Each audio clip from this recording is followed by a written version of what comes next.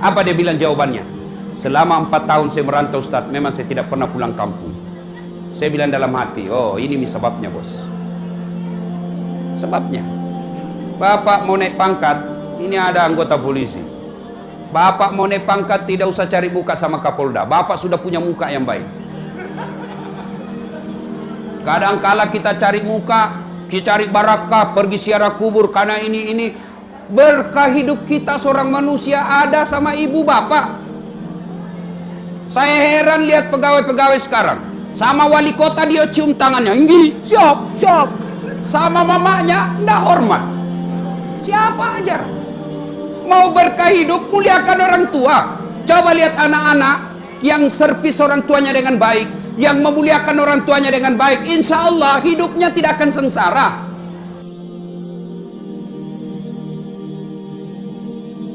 Perut.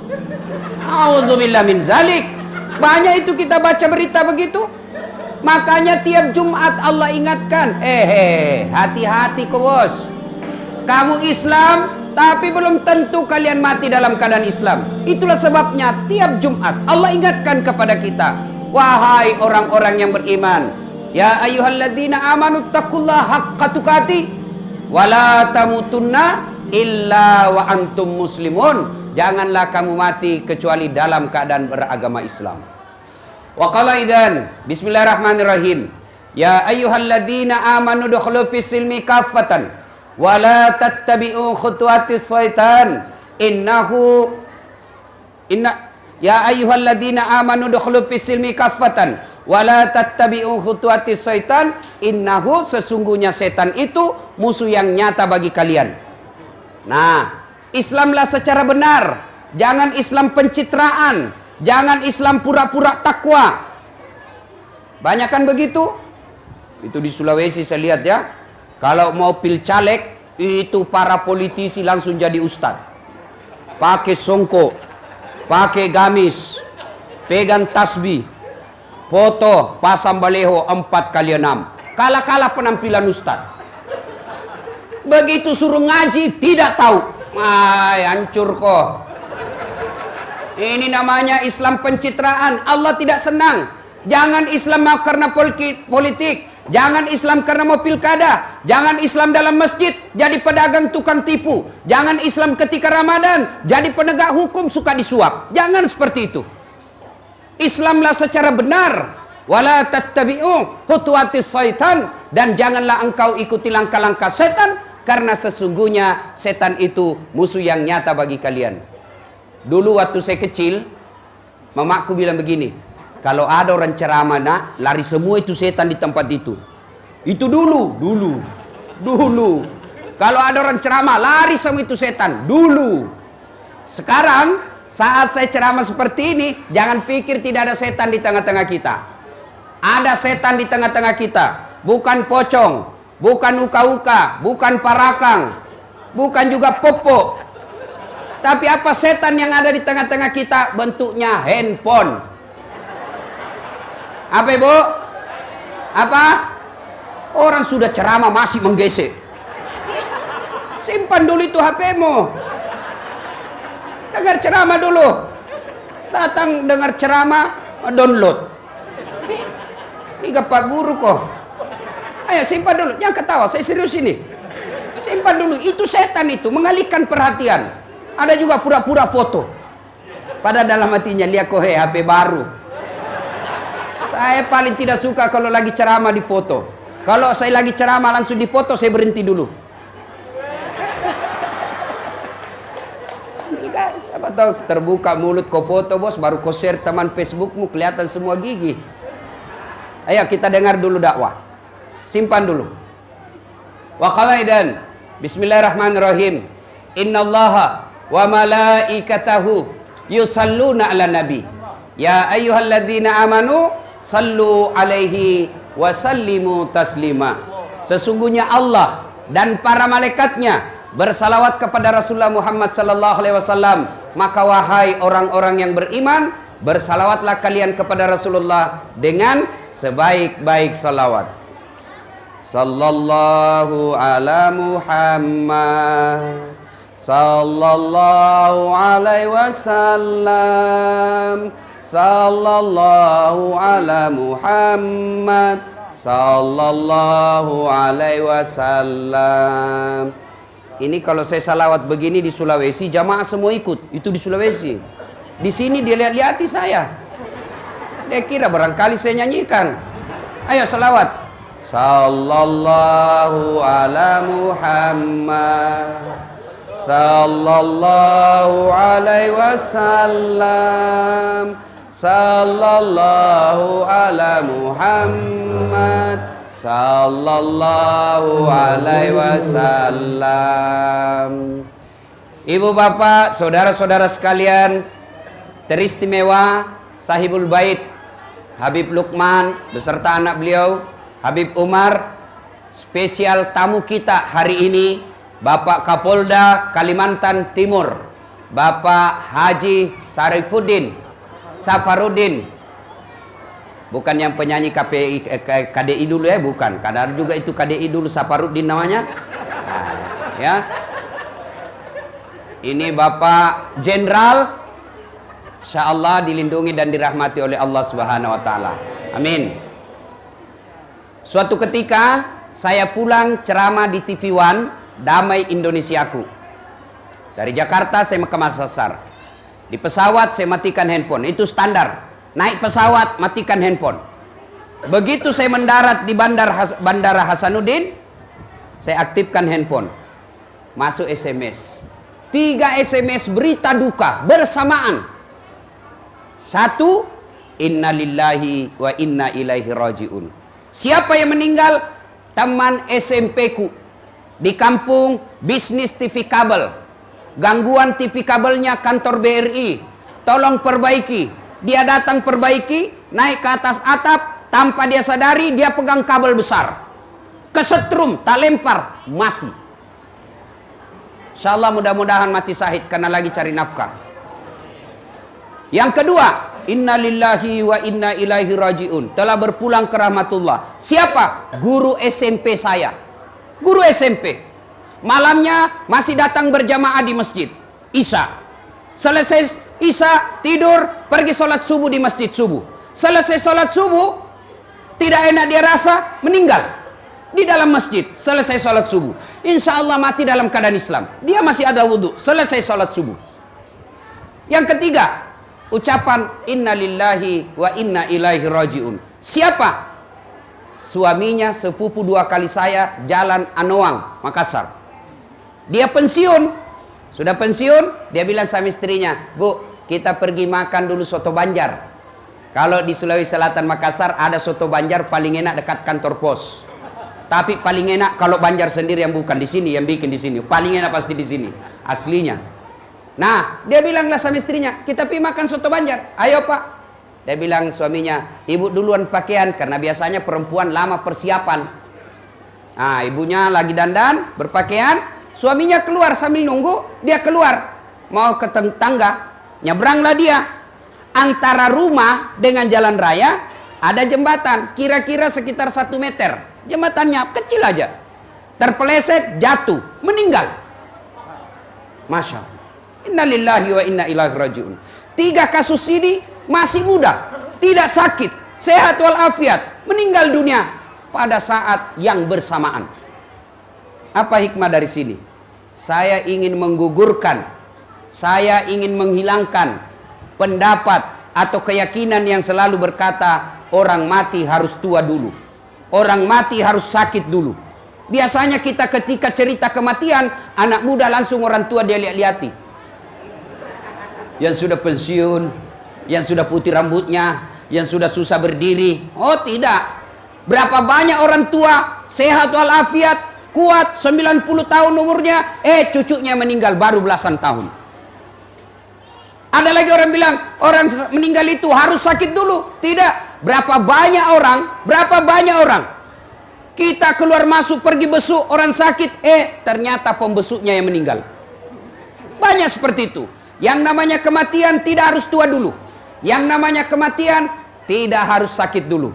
Yang namanya kematian, al-mautu babun, kata Nabi. Mati adalah pintu yang setiap kita pasti melewatinya. Bahkan ulama kita mengajarkan mati itu seperti buah. Coba lihat buah, Pak. Coba lihat buah. Yang tua jatuh, yang mengkal jatuh, yang pucuk-pucuk pun jatuh, yang baru keluar pun jatuh. Maknanya orang kaya mati, orang miskin mati, tentara mati, polisi mati, Kapolda jangan dulu, mau jadi gubernur. Ayo, habaib mati, pejabat mati, ustadz di belakang sedikit. Ya siapa yang tak sia kalau ustadz duluan? Tapi kalau saya bapak ibu tidak ada persoalan. Bapak-bapak duluan, saya di belakang boleh. Atau saya di belakang, bapak-bapak duluan boleh juga. Tidak ada masalah ya. Nah, ibu bapak, saudara-saudara sekalian yang saya hormati. Bicara tentang kematian, semua kita takut mati. Kata Nabi, salah satu penyakit umatku yang besar, penyakit yang paling menggerogoti umatku adalah hubbud dunia wa karahiyatil maut. Terlalu cinta dunia, takut mati. Nah, sekarang kalau saya tanya Bapak Ibu sekalian, mau ndak panjang umur? Ibu-ibu yang di belakang, mau panjang umur? Mau? Bapak-bapak mau? Coba kita bandingkan mana lebih keras suaranya ibu-ibu dengan bapak-bapak. Ibu-ibu mau? Woi, tahu wah. Bapak-bapak mau? I love it. Coba, kalau mau, Rasulullah berpesan. Rasulullah memberi wasiat yang sekaligus ini menjadi oleh-oleh kita pulang takziah. Resep umur panjang. Nah, Rasulullah bersabda, bukan ajal panjang ya, umur panjang. Rasulullah bersabda, sittatu asyain tasidu fil umur. Ada 6 sifat, perbuatan, tingkah laku yang membuat umurmu jadi panjang. Umurmu panjang. Apa gerangan yang membuat umur kita panjang? 1. Membuat umur panjang itu ad-du'a'u, berdoa. Mari kita berdoa. Memang Allah sudah takdirkan kita meninggal pada tahun sekian, tapi pun Allah punya kuasa untuk mengubah kembali keputusan itu. Kapan? Itulah Allah kasih kita bonus suatu tempat berdoa paling mustajab. Ada yang disebut Lailatul Qadar. Apa itu Lailatul Qadar? Lailam, malam, qadar, penentuan, malam penentuan. Pada malam itu Allah tentukan segala-galanya. Apa yang ditentukan? Ajal kita. Apalagi ditentukan makan kita. Apalagi ditentukan air yang kita minum. Semua ditentukan Allah. Misal saya lahir bulan Desember. Biasanya orang mati itu dekat-dekat dengan kelahirannya. Ya, Rasulullah itu bahkan sama lahir dan wafatnya beliau, sama tanggalnya, sama bulannya, sama harinya. Maka kalau ada orang dekat dengan ulang tahun, siap-siap kau bos. Siap-siap. Jadi kalau ada yang lahir bulan Desember, waspada Pak. Dekatkan diri kepada Allah. Saya Desember. Misal saya lahir tanggal 21 Desember. Allah takdirkan meninggal 21 Desember 2017. Tapi Ramadan kemarin saya berdoa, ya Allah panjangkan umurku. Saya ingin menyiarkan agamamu ya Allah. Saya ingin bantu Rasulullah mendakwakan ini ilmu Islam. Kalau umurku pendek, maka habislah kegiatan saya untuk dakwah. Akhirnya Allah berfirman, malaikat, hapus itu ajalnya. 21 Desember 2017. Tunda sampai waktu yang tidak ditentukan. Aman Pak. Coba, makanya minta doa kepada Allah. Ya Allah panjangkan umurku. Bapak-bapak yang sudah uzur berdoa, ya Allah panjangkan umurku supaya saya bisa berbuat banyak, supaya saya bisa beribadah dengan baik. Kalau doa kita untuk mendekatkan diri kepada Allah, masa sih Allah tidak dengar? Kecuali doa kita, ya Allah panjangkan umurku supaya saya bisa kawin lagi. Dia bilang malaikat, sudah ini sudah tua masih mau kawin lagi nih. Lobe ni milok mopi mak bene. Doa. Nah, ada yang tanya, Ustadz, saya selalu berdoa. Hampir 5 waktu saya berdoa. Kok doa saya tidak dijabah? Doa saya tidak digelar? Satu, jangan salah sangka. Bukan tidak dikabulkan doa kita, tapi bisa jadi apa yang kita minta tidak baik buat kita. Saya ulangi, apa yang kita minta belum tentu baik buat kita. Allah tahu, ini tidak baik, nggak usah kasih. Contoh ini ya, bukan karena ada Kapolda di sini. Contoh, dulu Pak Kapolda, saya tamat SMA, saya daftar akabri. Karena ada keluarga saya akabri juga. Kalau pulang kampung itu akabri kan banyak lamban-lambannya. Jalan itu nggak mau bengkok dadanya. Saya mau saingi dia. Pergilah saya daftar Jalan Garuda depan kantor Pertamina Makassar. Saya pergi daftar. Begitu tes fisik tidak lulus. Kenapa? Ceper. Tidak cukup tinggiku. Saya protes kepada Allah waktu itu. Ya Allah, kenapa kau lahirkan saya dalam keadaan pendek? Semua saya bersaudara, saya yang paling pendek. Nah, kau tidak rugi kalau kau tambah 1 senti tinggiku. Teman saya lulus, Pak. Lulus. Polisi. Sekarang dia tugas di Polda Sulselbar. Satu bunga-bunga di sini. Serse. Reserse itu kalau saya tidak salah pakai topi merah. Baret merah kan? Saya lulus jadi ustadz. Alhamdulillah sekarang pakai baret putih. Nah, alhamdulillah jadi ustadz. Karena jadi ustadz, mulai baret hitam sampai baret merah ku caramai ko semua. Apa? Allah kasih yang terbaik. Jangan pernah sangka buruk. Kapolda, ya Allah, mudah-mudahan saya bisa jadi gubernur. Ternyata tidak terpilih. Jangan sangka buruk. Itulah yang terbaik buat Allah. Ya Allah, mudah-mudahan saya lulus usaha saya. Kok tidak bisa, malah makin bangkrut. Allah tahu, itulah yang terbaik buat kita. Jangan pernah sangka buruk. Berdoa, minta. Kok tiba-tiba saya berdoa, doa supaya ibu saya panjang umurnya, kok malah meninggal? Allah tahu kalau panjang umurnya mungkin dia syirik. Maka cukup sampai di situ saja. Saya cinta kepadanya. Nah, yang kedua, penyebab. Ustaz, saya selalu berdoa. Kok doaku tidak diijabah Allah? Yang kedua sebabnya, Bapak Ibu sekalian, karena Bapak berdoa tidak diawali dan akhiri dengan salawat. Tergantung antara langit dan bumi. Bapak Ibu tahu salawat kan? Tahu salawat? Ada mahasiswa saya ujian skripsi. Saya bilang, supaya berkah ini ilmu saya kasih kau salawat kepada Nabi. Apa dia bilang? Salawat kepada Muhammad. Ulangi, salah. Salawat kepada Muhammad. Salah kok. Langsung dia bilang, yang mana itu Ustaz? Saya bilang, Allahumma salli ala Sayyidina Muhammad wa ala ali Sayyidina Muhammad. Langsung bilang, oh diganti nih Pak Ustaz. Bukan diganti, kau yang beleng-beleng. Ada salawat diganti-ganti. Gubernur kapan diganti? Tidak. Jadi kalau mau berdoa, awali dengan salawat. Ya Nabi, salam alaik. Ya Rasul, salam alaik. Ya Habib, salam alaik. Salawatullah alaik. Atau mau lebih sahdu, sallallahu ala Muhammad, sallallahu alaihi wasallam. Boleh salawat begitu. Atau ya Nabi, salam alaika. Ya Rasul, salam. Salam alaika. Ya Habib, salam alaika. Salawatullah alaika. Pak, kalau Bapak selama ini berdoa tidak diawali salawat, itu sebabnya doa Bapak tidak dikabulkan.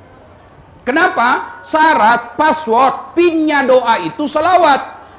Kalau Bapak salawat, doa insya Allah diijabah. Kok bisa? Contoh ini ya.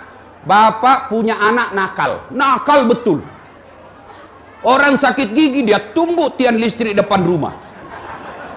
Jengkel kita. Tiba-tiba meninggallah bapaknya, ini anaknya nakal. Datanglah minta tolong sama bapak. Pak, tolonglah saya mau bayar uang sekolah tapi tidak ada duit, pinjamlah duit Pak. Bapak ingat, ini anak kurang ajar, saya sakit gigi, dia ganggu saya terus. Tidak bantu kau. Datang istri kita, Pak, jangan kau lihat itu anaknya, ingat bapaknya. Bapak itu teman bubuhan ikam, bantulah dia. Tapi ini anak nakal banar, kada ada papa. Akhirnya ditolong. Ibunya kata, bantu, jangan kau lihat anaknya, ingat bapaknya. Bapaknya baik dan bapaknya itu sahabat kamu. Akhirnya apa? Ditolonglah anak ini. Bukan karena itu anak, tapi karena kita ingat jasa baik bapaknya. Kalau Allah lihat dosa kita ini, yang tukang tipu, jangankan orang lain, istri kita aja kita tipu. Bayangkan, suka makan barang haram, suka bicara bohong, suka fitnah kiri kanan, jarang berbuat baik, berdoa, manalah Allah mau dengar doa kita.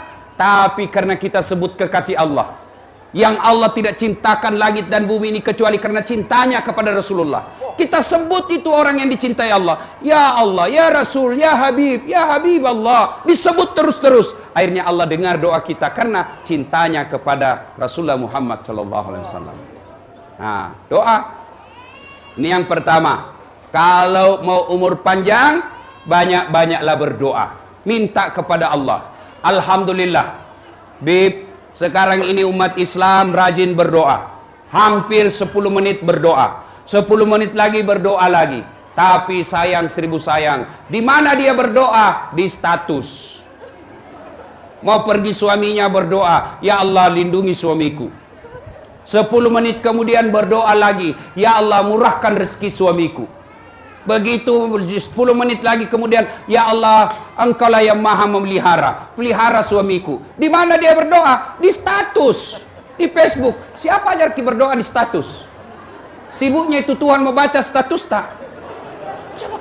Berdoa tidak harus di Facebook, berdoa bukan di media sosial. Berdoa itu ambil wudhu, ambil sajadah, ngadu kepada Allah, bukan di Facebook. Ini sedikit-sedikit berdoa. Tapi di mana? Media sosial. Tidak ada yang ngajar kita berdoa di media sosial. Mau berdoa, ambil wudhu, ambil sajadah, ngadu kepada Allah Subhanahu wa taala. Yang keempat, penyebab doa tidak dijabah Allah. Penyebab doa tidak dijabah Allah. Apa? Karena kadangkala kita berdoa, kita tidak tahu apa yang kita minta. Ini saya perlu jelaskan. Doa itu bukan menghafal. Halo Pak. Doa itu bukan menghafal. Kadangkala kita ini ngambil kitab, baca, tapi kita hafal, kita tidak tahu apa yang kita minta. Berdoa tidak harus bahasa Arab, berdoa tidak harus bahasa Al-Quran, tidak harus. Tapi memang dianjurkan, berdoalah engkau seperti apa yang diajarkan Al-Quran. Tapi bukan kewajiban, anjuran. Nabi hanya menjelaskan, berdoa memakai bahasa ibu. Bahasa apa? Bahasa Bugis, boleh. Bahasa Jawa silahkan, bahasa Banjar juga boleh. Yang penting Bapak apa yang Bapak ucapkan paham. Jangan sampai setengah mati 30 menit berdoa, dia tidak tahu apa yang diminta. Dia bilang malaikat, "Weh, apa maksudmu bos?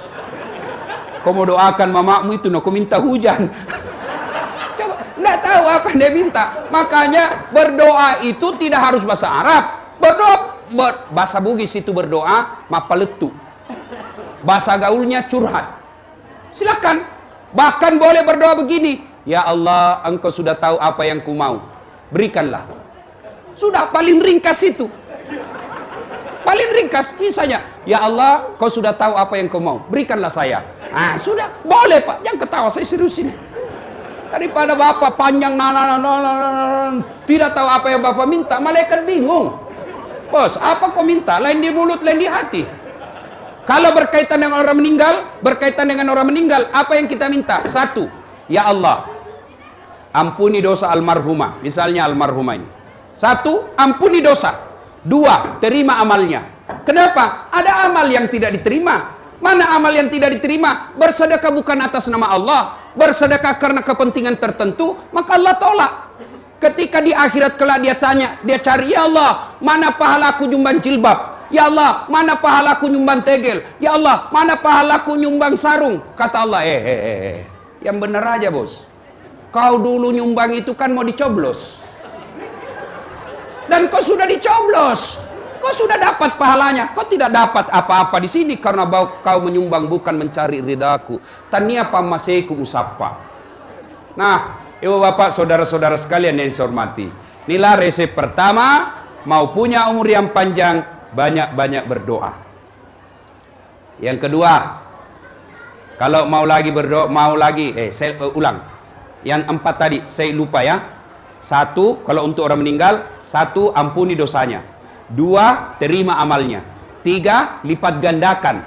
Yang tadinya misalnya amal dia bawa cuma 10, kita berdoa, ya Allah mudah-mudahan 10 itu menjadi 100. Mudah-mudahan 10 itu menjadi hingga tak terhingga nilainya. Kenapa? Orang sudah meninggal tidak bisa lagi nambah-nambah amalnya. Dan yang keempat, lapangkan alam kuburnya. Inilah doa buat orang tua kita yang sudah meninggal. Sekarang Bapak Ibu Saudara sekalian, yang pertama mau umur panjang, berdoa. Yang kedua mau umur panjang adalah birrul walidain. Berbuat baiklah kepada kedua orang tuamu. Apa hubungannya Ustaz? Bukankah Allah berfirman menjelaskan ridallah fi ridal walidain, suktillah fi suktil walidain. Ridanya Allah tergantung ridanya kedua orang tua, murkanya Allah tergantung murkanya kedua orang tua. Maknanya, kalau kita rajin mendoakan orang tua kita karena wujud kecintaan kepada orang tua itu, maka Allah menjadi ridha kepada kita. Dan ketika Allah ridha kepada kita, maka diberikanlah umur yang panjang. Nah, sekarang mari kita lihat kecintaan kepada orang tua sekarang. Lihat anak-anak kita sekarang, Pak. Saya pernah diundang ceramah di Batu Licin, Tanah Bumbu.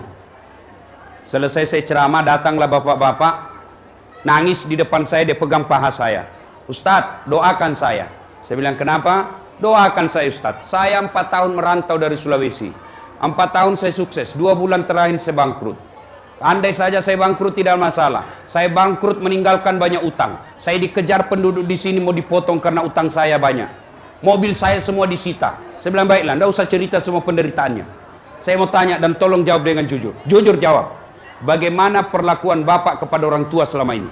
Apa dia bilang jawabannya? Selama 4 tahun saya merantau Ustadz, memang saya tidak pernah pulang kampung. Saya bilang dalam hati, oh ini sebabnya bos. Sebabnya. Bapak mau naik pangkat, ini ada anggota polisi. Bapak mau naik pangkat, tidak usah cari muka sama Kapolda. Bapak sudah punya muka yang baik. Kadang-kala kita cari muka, kita cari barakah, pergi ziarah kubur, karena ini. Berkah hidup kita seorang manusia ada sama ibu bapak. Saya heran lihat pegawai-pegawai sekarang. Sama wali kota dia cium tangannya. Gini, siap. Sama mamanya, ndak hormat. Siapa ajar? Mau berkah hidup, muliakan orang tua. Coba lihat anak-anak yang servis orang tuanya dengan baik, yang memuliakan orang tuanya dengan baik, insya Allah hidupnya tidak akan sengsara. Coba lihat. Bukti di tempat ini. Habib Umar memuliakan orang tua dengan mengundang orang, mendatangkan penceramah, mengajak orang-orang untuk berdoa. Itu salah satu bentuk memuliakan orang tua. Insya Allah, Allah akan ganti itu dengan lebih baik lagi. Bapak, adik-adik, ada pengangguran, setengah mati cari kerja, tidak dapat kerja. Ayo, evaluasi servis orang tua. Ada yang bilang anak-anak, bagaimana orang tua saya selingkuh, Ustaz? Orang tua saya penjudi. Orang tua saya tukang judi. Urusan dia dengan Allah. Urusan kita, kewajiban kita, muliakan ibu bapak kita. Contoh belajar dari sejarah hidupnya Ibrahim. Ibrahim alaihissalam penyembah berhala bapaknya. Tapi ketika Ibrahim alaihissalam mau ribut sama bapaknya, Allah tegur. Ibrahim, sadar kok, bapakmu itu. Tapi dia nyembah berhala. Allah berfirman, bagaimanapun itu orang tuamu. Lalu bagaimana? Kau yang mengalah, kau yang keluar dari desamu. Coba, anak-anak sekarang, na'udzubillah min zalik. Tidak ada lagi sopan santun sama orang tua. Zaman saya kecil, Pak, itu kita mau pergi sekolah, tidak keluar kita sebelum cium tangan orang tua. Pak, Bu, loka yolo, Indo, loka masih sekolah, lo doanga nggak usah lama, uruntu ego sapa, cium tangannya. Baru kita pergi. Sekarang anak-anak, bapak-bapak masih ingat, dicium tangannya sama anaknya? Iya, cium. Nggak, nasledin ji, Pak. Cium tangan itu kan begini. Sekarang anak-anak, ya Pak, kan cium tangan itu. Sekalinya tangannya cowoknya tabe Kak. Beleng-beleng. Kenapa cowok? Kalau cowoknya bicara besopan, iya Kak, terserah aja. Mana yang kakak pikir baik, ya baiklah buat saya. Sekalinya bapaknya, kolot ini bapak. Nah, Masya Allah, di mana berkah hidup? Nggak ada itu. Nggak ada berkah bagi mereka. Saya kadang-kala ditanya orang, Ustadz, saya juga tidak masuk akal. Kok bisa dokter 2? Dokter saya alhamdulillah 2. Satu luar negeri, satu dalam negeri. Dan waktunya bersamaan. Kalau waktu tidak bersamaan biasa. Tapi ini waktu bersamaan dengan negara yang berbeda. Kok bisa? Saya bilang saya juga tidak tahu. Tapi saya pegang rahasia Allah. Kalau kita muliakan orang tua, Allah pasti mudahkan segala urusan. Dan buktinya apa? Waktu saya ujian, Pak, ujian untuk doktor, waktu di luar negeri, itu orang umumnya ujiannya 2 jam. Umumnya 2 jam. Saya telepon mama saya di kampung, dalam bahasa Bugis, karena mama saya tidak lancar bahasa Indonesia. Mak, melok ke ujian. Telo doang enggak. Mapamula tati asera letuk tati 10 siddi, misampajat duhaki, ajak tak selesai jadata. Selesai Pak utel poki. Mak, saya mau ujian jam 9 sampai jam 11. Mama sholat duha, jangan tinggalkan sejadah sebelum saya selesai. Doa saja, Mak. Kalau habis doa, baca Fatihah sebanyak-banyaknya. Salawat kepada Nabi. Apa yang terjadi? Orang umumnya 2 jam ujian, Pak. Saya 40 menit selesai. Semua orang heran. Masya Allah, kok bisa? Inilah kuasa doa orang tua. Teman-teman sekalian yang mau naik pangkat dengan baik, doa sama orang tua. Doa. Kapolda ada mutasinya. Betul. Pak Kapolda mau jadi gubernur, tidak usah cari muka kiri kanan. Kerja baik, layani masyarakat, minta ridha orang tua, Allah muluskan perjalanan. Insyaallah. Adik-adik sekalian mau hidup bahagia, muliakan orang tua. Ibu-ibu sekalian mau bahagia dunia akhirat, muliakan orang tua, termasuk mertua. Sekarang kita kadang kala sopan sama orang tua, tapi mertua kita kurang ajar. Ibu, halo ibu, halo. Ini biasa juga ibu-ibu sayang betul sama suami, tapi tidak sayang sama orang tua suami. Tidak boleh itu. Mentang-mentang mertuanya hipertensi, datang mertuanya dari Sulawesi, langsung dia bilang, datang lagi bapakmu. Biasa. Bawa beras 50 kilo, bulan nanti 2 juta. Pak, kalau ada istri pian seperti ini, tidak tahu menghormati suami, istri-istri seperti ini, Pak, Anda usah dicerai, kasihan dia janda. Jadi dia apa, Ustadz? Tambah jadi 2. Biar dia tahu rasa. Iya. Mestinya istri yang baik, datang mertuanya, dia sujud syukur, berdoa kepada Allah. Ya Allah, alhamdulillah kau kirim orang tua ini. Gara-gara inilah orang tua sehingga saya punya suami. Andai saja orang tua ini tidak punya anak, maka mungkin sampai sekarang saya jadi gasturi, gadis tua Republik Indonesia. Alhamdulillah. Maka baik-baiklah servis orang tua. Bapak, saudara-saudara sekalian, kemuliaan kita anak, mau umur panjang, maka birrul walidain, berbuat baiklah kepada kedua orang tua. Adik-adik sekalian yang masih sekolah, adik-adik sekalian yang masih kuliah, gimana cara berbuat baik kepada orang tua? Selesai semester, bawa buku laporan, perlihatkan hasil ujian kita. Mak, ini hasil ujian saya, IPK saya 2,7. Ini standar, Mak. Doakan saya, insya Allah semester depan 3,0. Kalau ibu kita sudah bilang amin, maka itulah doa. Doa dari anak, dari orang tua, tidak mesti dia tahajud orang tua kita. Ketika kita telepon, Mak, saya mau naik pangkat. Mak, saya mau ujian. Mak, saya mau ikuti sesuatu perlombaan. Doakan saya supaya saya berhasil apa yang saya mau. Begitu ibu kita bilang amin, itulah doa. Maka biasakan hubungi orang tua. Setiap mau melakukan sesuatu, minta ridha orang tua. Ridhanya Allah tergantung ridhanya kedua orang tua. Kalau orang tua kita sudah bilang, silakan nak, insya Allah berkah dan doaku ada menyertaimu. Insya Allah berkah itu. Tapi kalau ibu kita bilang, tidak mau, tidak halal semua air susu yang kau minum, wah sudah, hilang sudah berkah kita itu. Sekarang Bapak Ibu Saudara-saudara sekalian, mari kita lihat anak-anak kita. Mari kita lihat anak-anak. Anak-anak kita sekarang, Pak, cerdas-cerdas, cakep-cakep. Saya biasa heran lihat, bapaknya ndak cakep, mamanya juga ndak cantik. Kok bapaknya cakep? Ah, ini pengaruh gizi kali. Anak-anak sekarang, Pak, cantik-cantik, cakep-cakep, cerdas. Coba lihat itu anak-anak. Saya kalau nge-SMS sudah pakai 2 jari, pegang handphone dengan baik, masih kadang-kala salah ketik. Itu masih salah ketik. Anak-anak sekarang sambil bawa motor nge-SMS. Lancar, Pak. Cerdas anak-anak kita sekarang. Luar biasa. Saya biasa bingung. Bagaimana cara lancar betul? Dia tidak lihat itu papan SMS. Ya, lancar. Masya Allah. Satu kurangnya anak-anak kita sekarang. Apa? Kurang ngajar.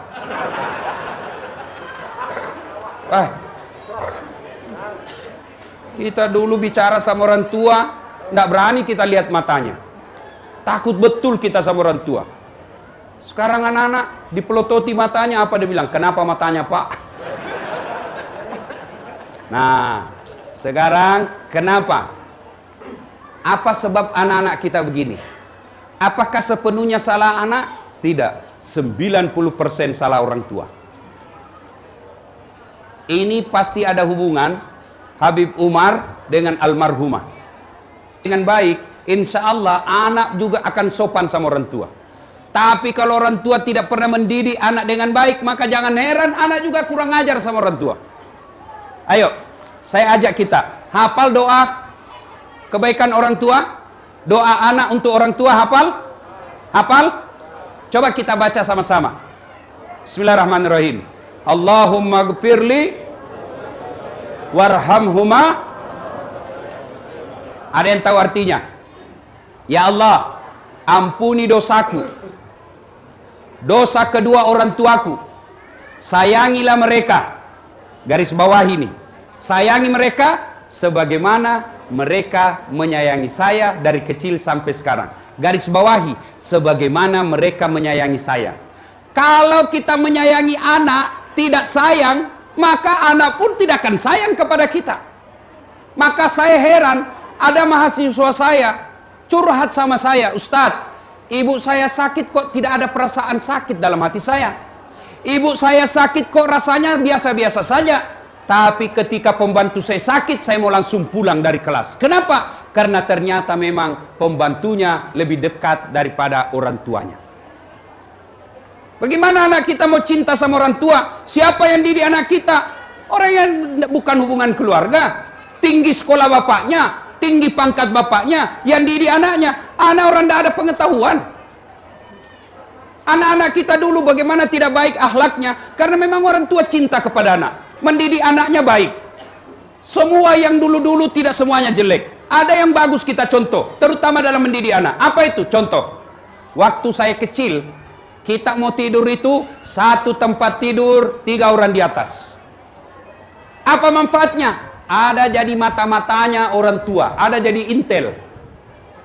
Mak, pacaran kakakku. Kenapa kau tahu? Saya dapat suratnya di bawah bantal. Nah, ada yang menjadi pengontrol karena kita bersaudara. Apalagi zaman dulu kita mau pergi main, apa? Dia bilang ibu kita, iya, Lono, pergi mi, tapi bawa adekmu. Kalau menangis adekmu, kau saya pukul. Orang Bugis bilang matarana. Lono, tiwi andrimu, menangis adekmu, saya pukul kau. Artinya apa? Kita punya tanggung jawab terhadap saudara. Sekarang coba lihat, gara-gara rumah harga 500 juta, adik kakak berperkara, bahkan ada yang saling baku tikam. Gara-gara uang 500 juta. Kalau kita dulu tidak ada itu yang begitu. Kenapa? Memang kita persaudaraan kuat. Sekarang abad modern, ayo kita lihat. Satu anak, satu kamar. Di dalam ada televisi. Di dalam ber-AC. Di dalam lengkap permainan elektronik. Satu anak semua begitu. Akhirnya apa? Pulang sekolah, anak masuk langsung kamar. Dalam kamar, kapan dia keluar? Nanti dia mau makan. Masuk lagi kamar. Tidak pernah keluar dan tidak pernah ketemu. Malam minggu, katanya acara keluarga. Untuk apa? Ayo kita makan sama-sama di warung, restoran. Acara keluarga. Katanya supaya ketemu dan akrab. Sampai di rumah makan, tidak ada yang bicara. Semua sibuk dengan HP-nya. Ini Pak, kalau dibiarkan seperti ini, maka jangan heran anak kita besar kurang ajar. Bapak-bapak, para habaib, ibu-ibu, coba. Bapak ibu mau tahu nasibnya di kubur nanti? Mau tahu nasibnya di kubur? Mau tahu? Maka lihat anak kita sekarang. Lihat anak kita sekarang. Kalau anak kita sudah gadis tidak pakai jilbab, bisa dibayangkan bagaimana sengsaranya bapak nanti di kubur. Kalau sampai sekarang anak kita tidak tahu ngaji, asam tidak tahu ke masjid, bisa dibayangkan bagaimana seksanya kita di kubur nanti. Tapi kalau sekarang anak kita masih SD sudah tutup jilbab, sudah tutup aurat. Anak kita malam Jumat semua kumpul di rumah baca Yasin sama-sama. Anak kita Ramadan berjamaah di masjid, harapan itu Pak, bapak sudah kaya insya Allah di kubur. Demi Allah, ibu bapak wafat, anak pengangguran, Allah tidak persoalkan. Ibu bapak meninggal, anak tidak punya kerja, Allah tidak marah. Tapi ketika anak bapak tidak pakai jilbab, anak bapak tidak tahu sholat, anak bapak tidak tahu rasa malu jadi anggota DPR tapi koruptor, maka bapaknya dicari. Mana bapaknya ini? Mana orang tuanya? Kok bisa anaknya seperti ini? Hati-hati Pak. Bapak tidak usah cemas soal masa depan anak dalam perut. Masalah soal perut, bapak tidak usah khawatir soal jabatan anak kita. Allah sudah tentukan. Yang perlu bapak ibu khawatirkan adalah anak kita wafat tidak tahu sholat. Auzubillah min zalik. Sayang seribu sayang, kita orang tua terlalu bangga kalau anak kita pintar bahasa Inggris. Ustaz, hebatnya anaknya itu. Kenapa? Pintar masih SD sudah pintar bahasa Inggris. Apa hebatnya? Hebat tahu Ustaz. Banyak yang begitu. Masa Ustaz? Iya. Silahkan bapak ke Inggris. Wih, benar Pak. Kapolda di sana, wih, anak-anak masih SD sudah pintar bahasa Inggris Pak. Itu saya pergi ke Jepang ceramah Pak. Dah sana belum sekolah sudah pintar bahasa Jepang. Luar biasa. Tapi saya suruh bahasa lain mereka, tidak tahu dia. Artinya apa? Bahasa bukan suatu yang istimewa. Yang hebat bapak punya anak, bapaknya pergi cari nafkah sebagai polisi. Anaknya menelpon, Pak, jangan mempermalukan institusi. Jangan minta uang di pinggir jalan. Bapak ditahu sama teman saya. Begitu bapak minta uang sama teman saya, hancurlah saya Pak. Rezeki tidak kemana-mana. Tegakkan harga diri bapak sebagai anggota polisi Republik Indonesia. Itu anak yang baik. Dia telepon lagi istrinya. Bu, dia telepon mamanya. Mama di mana? Saya mau ke pasar, Nak. Mama pakai jilbab apa tidak? Pakai jilbab. Mama longgar atau tidak? Longgar, alhamdulillah. Itu kalau punya anak seperti itu bapak sudah kaya. Bapak pernah ditelepon begitu anaknya? Pernah? Pernah? Paling SMS habis pulsa. Bapak saudara-saudara sekalian, didik anak sebaik-baiknya. Nah, ada yang nanya, Ustadz, bagaimana cara mendidik anak? Bapak tidak salah membaca psikologi pendidikan mendidik anak. Tidak salah. Tidak salah ketika membaca hasil penelitian Barat, Eropa cara mendidik anak. Tidak keliru. Tapi sesat ketika Bapak meninggalkan Quran dalam mendidik anak. Bagaimana cara mendidik anak? Allah sediakan satu surah khusus untuk mendidik anak kita. Tata cara dan metode mendidik anak. Apa itu? Surah Luqman. Silakan baca surah Luqman, kurang lebih dari surah Luqman ayat 16 sampai dengan 21. Di situ diajarkan bagaimana cara mendidik anak kita. Sekarang yang menurut surah Luqman, satu yang banyak kita tinggalkan sekarang adalah kata Luqmanul Hakim, ya bunayya, wahai anakku, la tusrik billah, jangan kau mensyirikatkan Allah. Sekarang ini mensyirikatkan Allah, saya yakin tidak ada sembah patung, tidak ada yang sembah berhala. Tapi saya curiga anak kita nyembahnya apa? Nyembah harta, nyembah jabatan, nyembah apa? Nyembah dunia. Nah, kalau kita di sini kira-kira untung sudah lewat musim batu, cincin. Wah, dulu itu musim batu Pak, banyak yang syirik. Sampai-sampai tukang sayur saya di Makassar, dia bilang, Ustadz, selama saya pakai ini batu saya, setiap pagi saya dipanggil ibu-ibu di kompleks ini. Saya bilang, pastilah karena sampean penjual sayur. Pasti dipanggil, masih. Bapak saudara-saudara sekalian. Nah, ini yang kedua. Ingin umur panjang adalah birrul walidain. Berbuat baiklah kepada kedua orang tua sesuai firman Allah. Bismillahirrahmanirrahim. Imma yablughanna indakal kibra ahduhuma aw kilahuma fala takul lahuma uf wala tanharhuma wa qul lahuma qaulan karima. Sadaqallahul azim. Yang ketiga, resep umur panjang. Kita ulang dulu supaya kita tidak lupa. Satu, berdoa. Dua, berbuat baik sama orang tua. Dan yang ketiga, as-sadaqatu, bersedekah. Sedekahlah. Nah, ibu bapak saudara-saudara sekalian, apa hubungannya sedekah dengan umur panjang? Begini ceritanya bos. Kalau waktu hidup kita banyak membantu orang, maka jangankan kita hidup, mati pun orang masih mengingat kita. Itulah yang disebut umur panjang. Contoh, Waktu sehat, masih hidup, sering sedekah. Begitu meninggal, kita lewat di pemakaman, kita lihat pemakamannya yang tadi rajin sedekah. Ini ibu rajin betul dulu bantu kita. Ayo kita doakan. Ini bapak rajin dulu kirim jalan kote di masjid kalau Ramadan. Banyak orang yang gunakan untuk buka puasa. Mari kita doakan. Didoakan, dibacakan Fatihah minimal. Padahal sudah 3 tahun meninggal, orang masih mengingatnya. Kenapa? Waktu hidup rajin sedekah. Tapi kalau bakil, orang di kampung saya bilang sekke, kikirigalla paku jambatan, tidak bisa. Jangankan mati pak, masih hidup orang doakan kita sial. Lewat mobil tak, apa dia bilang tetangga, mudah-mudahan tabrakan mobilnya. Pelit banar nah. Saya kira dia mau kasih naik saya di mobilnya, ternyata cuma di klakson. Pak, ini ada yang menjadi gubernur, ada menjadi wali kota, ada menjadi anggota DPR. Resep jangan pelit. Kalau bapak pelit, tidak ada orang yang suka. Bahkan orang pelit sekalipun tidak suka sama orang pelit.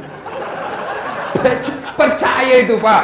Dia bilang Jakob di rumahnya seke, padahal dia juga seke. Orang suka itu orang pelit pak. Perpanjang sedekah, dan insya Allah tidak ada orang bangkrut gara-gara sedekah. Demi Allah, tolong tunjukkan saya di Samarinda ini ada orang bangkrut gara-gara sedekah. Yang banyak orang bangkrut gara-gara apa? Narkoba. Yang banyak orang bangkrut gara-gara apa? Judi. Yang banyak bangkrut gara-gara apa? Selingkuh. Bangkrut.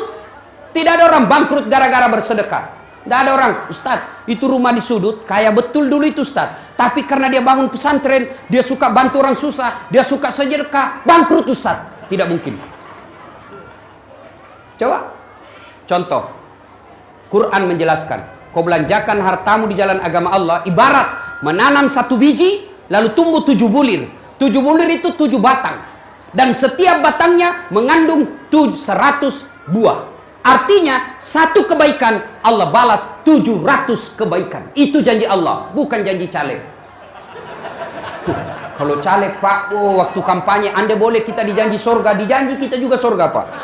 Pilih saya, pilih Cepuk.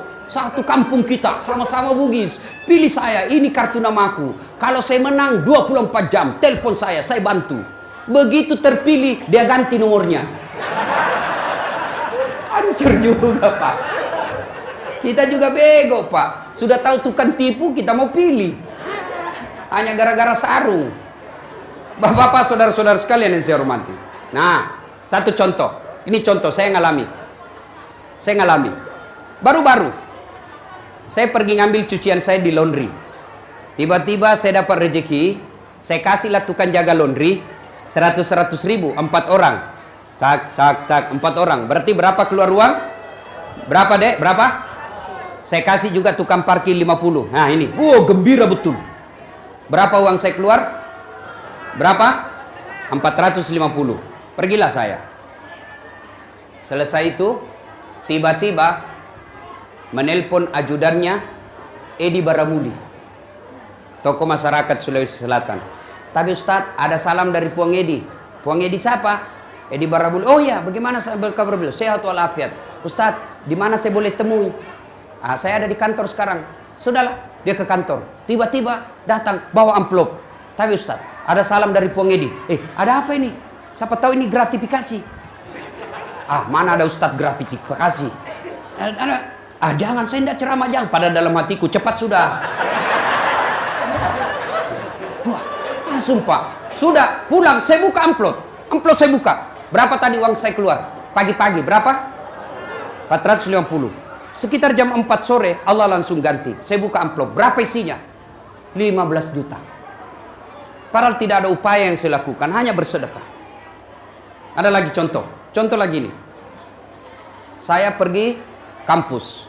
Selesai dari kampus, saya pulang ngajar. Di atas mobil, saya lihat tukang cat. Yang keliling-keliling naik sepeda, tukang cat. Saya bilang, kasihan orang tua masih cari nafkah.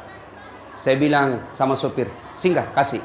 Tapi saya bilang, enggak usah. Setan itu mulai membisik. Apa bisikan setan? Enggak usah. Nanti orang bilang, sok kaya itu Ustaz. Sok penyantun. Sudah lewat. Begitu lewat, saya bilang, kurang ngajar ini iblis. Kau kira kau kalah saya? Balik kau. Saya bilang sopir, balik, padahal sudah lewat, balik. Ini setan ini, kau kira kau kalah saya? Balik. Oh, setan kepanasan. Balik. Saya kasih. Berapa saya kasih uang, Pak? 100.000. Dia doa lah, mudah-mudahan anak haji sehat walafiat, murah rezeki, sukses segala urusan. Coba, dia doakan saya. 100.000 saya kasih, banyaknya doanya. Kalau akal sehat, orang lagi berpikir, kenapa saya kau doakan? Doakan dirimu supaya kau berhenti jadi orang miskin. Itu kalau akal sehat. Tapi kan ini bukan akal hajat. Akal ini adalah agama. Sudah, lewatlah itu. Pulang. Sudah. Malam hari, saya janjian istri saya mau makan, rumah makan. Saya tidak terima cara malam-malam. Saya mau bawa istri saya makan. Tiba-tiba menelpon. Yang punya Wong Solo, Sulawesi. Ustaz, ada ini Ustadz Samsi Ali. Datang dari New York. Nah, kita diminta untuk kumpul-kumpul dengar-dengar beliau. Sudah, saya telepon istri. Minta maaf sayang, tidak sempat, kita tunda makan malamnya lain kali. Pergilah saya. Sampai bukan saya ceramah, bukan saya baca doa. Selesai acara, tiba-tiba yang punya Wong Solo kasih untuk Ustadz Samsi Ali. Tapi Ustadz, dia bilang Samsi Ali, tidak usah, saya sudah dapat tadi. Ini karena sudah keluar terlanjur amplop, langsung tikungan ke saya. Saya bilang, jangan, saya bukan saya ceramah. Padahal dalam hati, cepat. Masya Allah. Sudahlah. Padahal saya tidak ceramah loh. Saya tidak ceramah, tidak baca doa. Hanya tinggal di situ. Tiba-tiba dikasih. Naik saya di mobil, saya buka lagi. 20 juta. Subhanallah. Percaya Pak. Bapak kenapa miskin? Karena selalu minta-minta. Allah tidak senang itu orang suka begini tangannya. Allah tidak senang. Bapak ibu mau kaya, jangan minta sama manusia. Minta kepada Allah. Gimana caranya? Supaya Allah kabulkan. Pancing dengan sedekah. Dengan sedekah. Kalau Bapak minta terus sama tim sukses, minta terus sama wali kota, minta semua sama pengusaha, Bapak hilang harga dirinya. Minta kepada Allah. Kalau Allah yang kasih, Allah akan berikan. Kalau Allah yang ridha, minta kepada Allah. Dan saya sudah buktikan itu. Ada, ibu-ibu. Salah satu faedah dari sedekah adalah tolak bala. Ibu-ibu, Bu, ada di sini suaminya mulai macam-macam. Ada? Tidak usah malu-malu. Banyak Ustadz. Bagaimana cara tolak balanya? Tolak bala dengan sedekah. Jangan cerita ke orang lain. Jangan cerita di media sosial. Tapi cerita kepada Allah. Dengan cara apa? Tolak bala sedekah. Misalnya, Bu, misalnya suami mulai lain-lain. Ciri-cirinya laki-laki yang mulai lain-lain ya. Selama ini tidak pernah nyisir. Tiba-tiba pakai minyak rambut. Nyisir rapi terus. Wah, patut dicurigai. Selama ini pakaian tidak setrika pun tidak ada masalah. Wah, nanti dia mau keluar kalau sudah disetrika. Yang paling mencurigakan kalau suami handphone terima SMS dalam kamar mandi. Itu patut 99% ada apa-apanya itu. Daripada curhat cerita orang lain, lebih tolak bala. Gimana caranya? Bapak ibu bangun sedekah. Bangun sholat tahajud atau sholat hajat 2 rakaat. Minta kepada Allah. Ya Allah, Engkau yang maha melindungi, Engkau yang maha menjaga. Jagalah suami saya Allah. Saya tolak bala ya Allah, agar suami saya terhindar dari wanita jahat. Ini ada uang saya 1 juta. Berdoa, mudah-mudahan berkah 1 juta ini Allah lindungi suami saya dari wanita jahat. Insya Allah. Cuma jadi masalah kalau suaminya juga bangun sholat hajat. Ya sudah tahu juga rumusnya ini. Suaminya juga selesai istrinya sholat hajat, besok suaminya lagi yang bangun sholat. Ya Allah, saya sudah capek lihat istriku ya Allah. Marah-marah saja kerjanya ya Allah. Tambah naik juga berat badannya ya Allah. Cau nami teh buang. Ya Allah, ini ada uangku 1 juta ya Allah. Saya tolak bala. Mudah-mudahan 1 juta ini istriku ikhlas saya kawin lagi. Bingung malaikat. Yang mana ini dikabulkan bos? Bapak saudara-saudara sekalian, pulang dari tempat ini, mari biasakan bersedekah. Dan yang keempat, yang membuat umur kita panjang kata Nabi adalah silul arham, sambungkan persaudaraan. Seperti yang dijelaskan tadi Pak Kapolda, sebentar lagi pasti suhu politik akan naik. Pilgub dan pilpres serta pilcaleg pasti akan bersebaran orang-orang yang menggadu domba kita. Silahkan berbeda pilihan, silahkan berbeda partai, silahkan berbeda kaos, tapi jangan berpecah belah. Pesan Rasulullah, umat Islam itu seperti badan ini. Apabila yang satu sakit, yang satu ikut merasakannya. Wa'tasimu bihablillahi jami'an wa la tafarraqu. Berpegang teguhlah kalian kepada tali persaudaraan agama Allah dan janganlah engkau bercerai-berai. Seperti yang dikatakan Kapolda tadi, saya belajar ilmu fikih. Bahkan dalam ilmu fikih, keamanan itu adalah suatu darurat. Bahkan keamanan sesuatu itu bisa menggantikan tadinya yang menjadi wajib, bisa menjadi sesuatu menjadi sunnah. Tadinya harus dilakukan seperti ini, tapi karena keamanan tergantung, boleh diganti dengan cara lain. Contoh, sholat. Sholat kita harus berjamaah misalnya di masjid. Tertibnya imam ada saf. Harus jangan banyak gerak. Itu dalam keadaan normal. Tapi ketika dalam keadaan keamanan terganggu atau dalam keadaan perang, maka kewajiban kita yang sholat seperti tadi, maka boleh berganti. Dengan cara apa? Namanya sholat khawf, sholat dalam keadaan perang. Gimana caranya Ustaz? Saf pertama misalnya 3 orang depan pegang senjata. Pegang senjata. Saf kedua selesaikan 1 rakaat. Selesai 1 rakaat saf kedua, maka saf kedua yang jaga senjata, siaga, kemudian saf pertama selesaikan lagi 1 rakaat. Maknanya keamanan ini adalah sebuah kebutuhan mutlak. Dan keamanan bisa terganggu karena berpecah belahnya kita. Ingat sejarah Islam awal-awal Nabi dakwah. Orang berpecah belah. Ada saudara kandung bermusuhan. Contoh Khalid bin Walid. Khalid bin Walid bermusuhan dengan Walid bin Walid, saudara kandungnya sendiri. Contoh paling dekat, Rasulullah Muhammad SAW, paman beliau Abu Lahab bermusuhan dengan Nabi. Tapi bukan karena pilgub, tapi karena akidah. Islam membenarkan kalian pecah ketika berbicara soal akidah. Tapi ketika soal politik tidak ada alasan untuk pecah belah umat Islam. Coba, sekarang orang suami istri baku musuh. Gara-gara apa? Beda pilihan pilgub. Bodoh.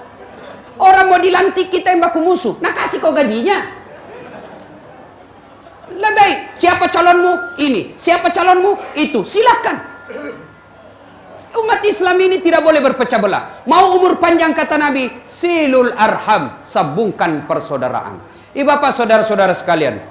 Dan yang kelima, jika ingin umur panjang, at'im al masakin, beri makan fakir miskin. Nah ini alhamdulillah. Saya dengar tadi riwayatnya almarhumah yang kita haulkan hari ini. Salah satu bentuk kebaikan beliau yang sampai sekarang dikenang adalah suka memberi makan fakir miskin. Ibu-ibu mau kaya ibu? Mau kaya? Kalau ibu terlanjur bikin sayur, tambah-tambah kuahnya kata Nabi. Kasih tetangga, jangan cuma kuahnya, tentu dengan isinya. Ya itu menyambungkan persaudaraan. Dengan cara umur panjang apa? Memberi makan fakir miskin. Dan yang kelima, keenam, kata Nabi, jika ingin kalian umur panjang, wal istighfaru qablal fajri. Banyak-banyaklah beristighfar. Banyak-banyak bertobat. Nah, kalimat yang paling sederhana, astaghfirullahaladzim azim wa atubu ilaihi la ilaha illa anta subhanaka inni kuntu minadz zalimin. Terlalu panjang Ustaz, boleh yang paling pendek, astaghfirullahaladzim azim wa atubu ilaihi, atau paling pendeknya lagi, astagfirullah, astagfirullah, astagfirullah. Nah, ibu bapak saudara-saudara sekalian, inilah 6 resep yang Rasulullah SAW berikan kepada kita untuk memiliki umur yang panjang. Mudah-mudahan kehadiran kita menjadi amal kebaikan buat almarhumah, menjadi amal kemuliaan buat ahli waris yang ditinggalkan, dan mudah-mudahan kita yang mendengar ini diangkat derajatnya oleh Allah Subhanahu wa taala. Sebelum saya akhiri, saya mau tanya dan tolong dijawab dengan jujur. Jujur dijawab ya. Ibu bapak punya handphone? Punya handphone? Punya. Itu handphone Pak kalau dipakai terus kenapa? Lobet. Kalau lobet diapain? Cas. Kalau dicas tidak dicas kenapa? Kenapa? Mati. Kalau sudah mati masih bisa digunakan? Ikan ada pulsanya 500.000. Ada handphonenya. Bisa digunakan? Tidak. Kalau handphone lobet cas 1 jam, full cas, berarti HP-nya baik. Cas 1 jam masih lobet, cas 2 jam masih lobet, cas 3 jam masih lobet, cas sampai pagi masih lobet, berarti HP-nya sudah rusak. Kalau HP sudah rusak, maka tidak bisa lagi difungsikan meskipun HP-nya mahal. Demikian juga hati. Alhamdulillah, baru saja saya ngecas. Bapak, saya cas. lebih 1 jam. Lebih 1 jam saya cas Bapak. Apanya saya cas? Imannya. Selesai dengar dakwah ini 1 jam lebih, mestinya orang beriman tambah imannya. Selesai dengar dakwah yang 6 ini tidak mampu dilakukan 6, tapi ada dia amalkan 2-3 poin, berarti Bapak sudah baik, sudah masuk kategori firman Allah. Bismillahirrahmanirrahim. Innamal mu'minuna alladzina idza dzukirallah wajilat qulubuhum. Orang yang baik imannya, selesai dengar dakwah bertambah menjadi lebih baik lagi. Tapi sebaliknya, selesai dengar dakwah, saya ngecas dia 1 jam. Apa dia bilang? Tantenton janjenjong, tangi tamulo, tangi takku, jame jamamu, jame jamaku. Kuliah ku baru kuliah. Apa itu Ustaz? Cerita neraka, kayak dia datang dari neraka saja. Jangan lagi panggil itu Bib Umar, tidak usah lagi panggil Ustaz Dasar. Kenapa? 6 dia bahas, saya terus dia kena. Kalau dia begini pikirannya, inilah yang Allah sindir dalam Al-Quran. Bismillahirrahmanirrahim. Fadzawa'un alaihim a'anzartahum am lam tunzirhum. Kau sampaikan ayat Allah atau tidak, you sampaikan hadis-hadis, kau nasihati atau tidak, sama saja. La yu'minun, mereka tidak akan beriman. Na'udzubillah min dzalik. Bahkan ayat berikutnya, hal adullukum, bahkan mereka menjelaskan Allah dalam jelaskan, bahkan mereka lebih hina dari binatang. Lebih hina dari binatang. Tahu binatang Pak? Ibu-ibu tahu binatang? Tahu? Ibu saya di kampung sampai detik ini masih jual beli kambing. Kambing. Itu kambing. Itu kalau ada kambing beliau nakal, suka dia seruduk temannya, dia panggil penjaganya, tikengi. Tangkap itu, bawa ke pasar, jual, suka dia ganggu temannya. Balui. Sampai di pasar ditelepon, Haji, dia gagak tong beli. Tidak ada yang beli, palisui. Kasih kembali, potong, kita makan sama-sama. Kambing nakal, jual. Tidak ada yang beli, potong. Dagingnya sate kambing, perutnya konro dan coto, tanduknya perhiasan, kulitnya perhiasan, kakinya sop kikil, lidahnya sop lidah, pipinya sop pipi, ekornya sop buntut, semua dipakai. Kambing nakal, jual, tidak ada yang beli, makan sama-sama. Kambing apa ibu? Bembe. Kalau ada orang Samarinda nakal, tukang tipu, tidak sholat, jelek mukanya, busuk mulutnya, kentutnya besar, diapai bos? Siapa yang mau beli? Ayo, diapa? Potong. Siapa mau makan? Siapa mau makan jenazah manusia? Jangankan makan, kita pegang saja jenazah, jijik kita. Itulah yang Allah sindir. Mereka lebih hina dari binatang. Salah satu kehadiran kita di tempat ini, selain wujud duka kita, mendoakan almarhumah dan memuliakan yang mengundang kita, salah satu tujuannya adalah agar kita tidak menjadi lebih hina dari binatang. Demikian, mudah-mudahan ada manfaat. Terima kasih Habib Umar yang mengundang saya datang ke tempat ini. Terima kasih Pak Kapolda atas kehadirannya di tempat ini dan mendengarkan tausiah bersama kita. Mudah-mudahan hajat dan keinginan kita terkabul oleh Allah Subhanahu wa taala. Demikian, sebelum kita akhiri, mari kita kirimkan suratul Fatihah kepada Rasulullah Muhammad sallallahu alaihi wasallam. Khasiat dan keutamannya kita ikhlaskan untuk ruh arwah orang yang kita haulkan hari ini. Ila hadratin Nabi Mustafa Muhammad sallallahu alaihi wasallam, summa hususil ruhil sahibul bait. Al-Fatihah. A'udzubillahi minasyaitonir rajim. Bismillahirrahmanirrahim. Alhamdulillah. Iyyaka na'budu wa iyyaka nasta'in. Shiratal ladzina an'amta 'alaihim. Amin. Terima kasih, lebih dan kurangnya mohon dimaafkan. Nun wal kalam ya maisturun. Billahi fi sabilil haq. Assalamualaikum warahmatullahi wabarakatuh.